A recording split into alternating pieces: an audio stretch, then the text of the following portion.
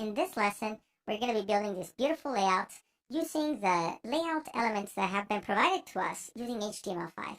Let me tell you a little bit about how we used to do it before we had these layout elements. We used to use the div element to separate all kinds of different content on our page. And to differentiate one div from another, we would use classes.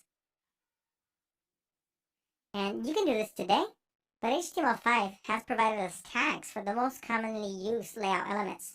So we're going to replace this div with the header element.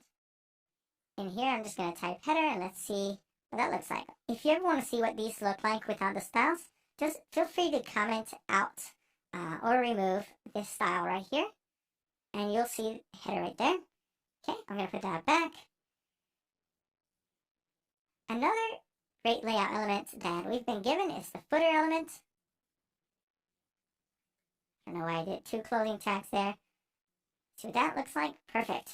All right. I'm going to type footer in here. And another great element that they gave us is the section element. Now, you may want to divide different parts of your site by sections, and you don't have to use divs anymore. You can be a little bit more specific and say this is a different section of the page. That's all it is. Pretty straightforward. In here, I'm going to type the main element. Now, this tells your browser what the main content of this document is. So don't put anything that's repeated throughout different pages in here. Don't put the header in here. Don't put the sidebar in here. Don't put the footer in here. The main is for the specific content of this document. In here, I'm going to write the article element. And in here, I'm going to type article. Let's see what that looks like.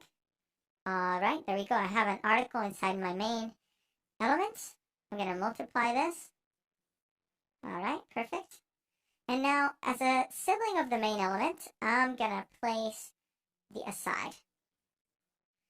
What this says is this is content aside of the main content. So sometimes adding ads or a sidebar on our page can go inside of the aside element. One last one that I'm going to use here, I'm going to replace this header type here for the nav element.